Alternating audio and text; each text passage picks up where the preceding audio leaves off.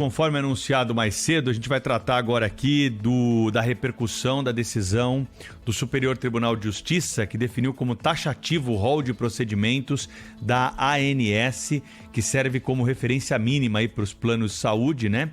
E tem dividido opiniões aí de especialistas sobre esse assunto. Nós vamos trazer aqui para o programa um convidado, advogado especialista em direito da saúde, o Dr. Columbano Feijó, que está ao vivo conosco aqui e vai responder as nossas perguntas, vai explicar um pouco melhor essa notícia, os efeitos, né, dessa decisão do STJ e também responder as dúvidas dos nossos ouvintes que estão mandando questionamentos aqui pelo 11 99904 8756.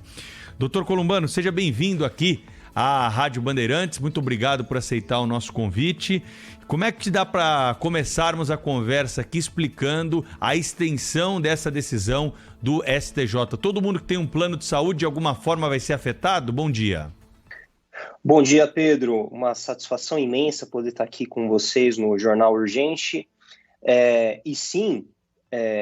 São mais de 49 milhões hoje de beneficiários de planos de saúde que podem ter algum tipo de restrição no seu atendimento ou pelo menos encontrar um pouco mais de barreiras, de dificuldades para poder ter acesso a uma cirurgia, a um medicamento, a um exame e algum procedimento médico. Essa decisão do STJ, ela vai aumentar a judicialização da saúde ou reduzir? Eu entendo que ela vai aumentar, Pedro, pelo seguinte: agora os planos de saúde estão legitimados a seguir o rol da ANS. O rol da ANS, para quem não sabe, é uma lista de procedimentos e eventos editada pela própria Agência Nacional de Saúde Suplementar, a ANS, que determina as coberturas que devem ser seguidas pelos planos de saúde. Há 15 anos, vinha sendo construída uma jurisprudência no sentido de que essa lista seria uma lista de procedimentos mínimos, ou seja, a ANS não teria competência para limitar o atendimento do consumidor. Agora, com esse novo entendimento do Superior Tribunal de Justiça, no sentido de que esse rol é taxativo, agora os planos de saúde podem sim seguir apenas o que está no rol da ANS. Claro, existem as exceções, que provavelmente a gente trate aí adiante, mas prima facie os planos de saúde terão que seguir, seguirão o que está no rol da ANS, e uma vez o consumidor fazendo uma solicitação, se essa solicitação não estiver de acordo com o rol, a tendência é que ela seja negada, o que vai refletir numa maior judicialização para a discussão se esse caso é ou não uma das exceções. Dr. Columbano, quais são hoje aqueles procedimentos que são atendidos e que podem deixar de ser fornecidos pelos planos de saúde a partir dessa decisão do STJ? Antes desse entendimento pela taxatividade, a caneta literalmente estava na mão do médico assistente do paciente. Então, havia inclusive, provavelmente ela não subsista, a súmula 102 do Tribunal de Justiça do Estado de São Paulo, que dizia que bastava que houvesse a indicação médica que seria abusiva a negativa do plano de saúde, pautada na ausência daquele determinado procedimento no rol da ANS. O rol da ANS hoje conta aí com um pouco mais de 3.300 procedimentos previstos. 3.300 procedimentos claramente não acompanha a evolução da medicina. Doenças surgem todos os dias, tratamentos novos surgem todos os dias, a ciência é dinâmica e o rol da ANS, sendo atualizado ainda que agora semestralmente, não vai conseguir acompanhar essa evolução da medicina.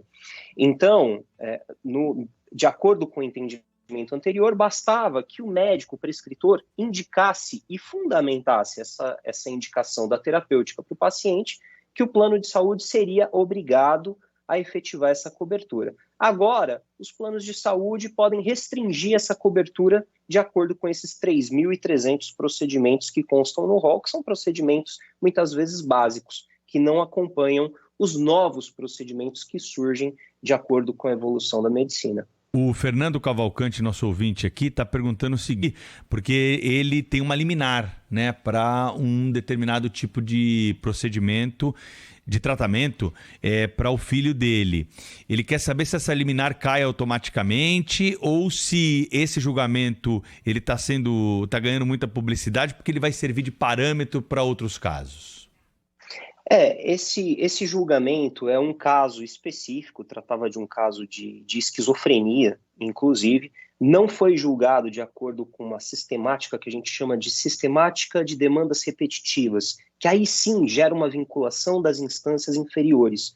Ou seja, os juízes, os desembargadores, eles podem sim dar decisões divergentes a essa do Superior Tribunal de Justiça, mas é um precedente bastante relevante, que recebeu uma carga de notoriedade social muito grande e que, com certeza, vai estabelecer procedimentos para os julgamentos de primeira e segunda instância. Respondendo à pergunta do ouvinte, não, a liminar dele não cai automaticamente. Uma liminar ela só cai quando há uma decisão judicial que determine essa queda da liminar, né? Lembrando que os juízes e os desembargadores podem ter o seu próprio convencimento, eles não estão vinculados a essa decisão judicial, embora essa decisão do Superior Tribunal de Justiça represente sim um precedente bastante relevante. Qual é a sua recomendação para aquele ouvinte que nos acompanha agora e que possa vir a ser afetado no seu tratamento, no tratamento de sua família, a partir dessa decisão? Qual que é o caminho? O caminho é o seguinte, antes de mais nada, a gente precisa recomendar que esse ouvinte procure um advogado ou uma advogada que seja especialista nesse tipo de questão, porque de fato houve um endurecimento para a liberação de procedimentos que não constem no rol da ANS, né?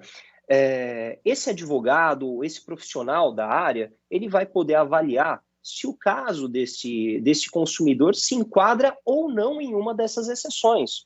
Por exemplo, checar se há um substituto terapêutico ou não previsto no rol da ANS, checar se foram excluídas todas as terapias constantes no rol da ANS, checar se esse procedimento que o consumidor precisa não foi indeferido por alguma questão técnica para inclusão no rol da ANS, checar se de fato há uma recomendação científica para aquela determinada terapia, cirurgia, medicamento e etc. Checar se há a possibilidade de uma contratação ampliada para aquela cobertura perante o plano de saúde. Então, existem certos caminhos. O fato é, hoje, a recomendação médica para um determinado procedimento que não conste no rol da ANS precisa ter respaldo científico. Ela tem que ser respaldada por estudos, por divulgações de resultados científicos já publicados e tudo mais, né? Não basta que seja uma simples indicação médica e ela tem que ter um respaldo científico bastante sólido por trás dela para que se enquadre nessa gama de exceções aí ao rol da ANS. E no caso do usuário do plano de saúde, já fazer um tratamento? Eu entendo que não, porque embora haja esse precedente, esse precedente não é um precedente vinculante, ou seja, os juízes e os desembargadores, eles estão livres ainda para decidir de acordo com as suas convicções, e os contratos de plano de saúde, eles têm no seu pano de fundo um elemento que no direito a gente chama de boa-fé, é a boa-fé objetiva. A partir do momento que aquele determinado paciente já está em tratamento, a vida ela tem que ser colocada em primeiro lugar. A interrupção daquele tratamento pode representar um prejuízo muitas vezes irreparável no tratamento daquele paciente. E, portanto, uma vez havendo esse princípio da boa-fé, há a legítima expectativa desse consumidor em dar continuidade no seu tratamento.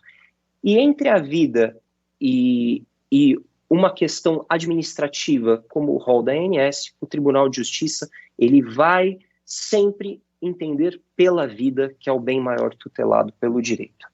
Só para deixar bem claro, é uma decisão do Superior Tribunal de Justiça, então cabe recurso ao Supremo Tribunal Federal ainda, não é um assunto que já foi encerrado pela Justiça, né, doutor? Sim, cabe recurso para o Supremo Tribunal Federal e já está sendo sinalizado que o recurso vai ser proposto, até porque é uma questão constitucional que tem um impacto social muito grande e saúde é um direito de todos e um dever do Estado, e esse dever do Estado também envolve as operadoras de plano de saúde. Dr. Columbano Feijó, advogado especialista em direito da saúde suplementar. Eu vou tentar falar o nome total aqui do escritório de advocacia, porque não é fácil, hein? Ele é sócio da Falcon, é Gale, Feijó e Sluizas, é isso? Advocacia? Sluizas. Advocacia. Ele que nos auxiliou aqui a entender um pouco melhor esse assunto e claro que vai voltar aqui a programação da Rádio Bandeirantes futuramente para tirar outras dúvidas dos ouvintes sobre o assunto. Obrigado pela participação, viu, doutor? Um abraço. Eu que agradeço, Pedro, uma satisfação imensa. Bom dia. Bom dia. Rede Bandeirantes de Rádio.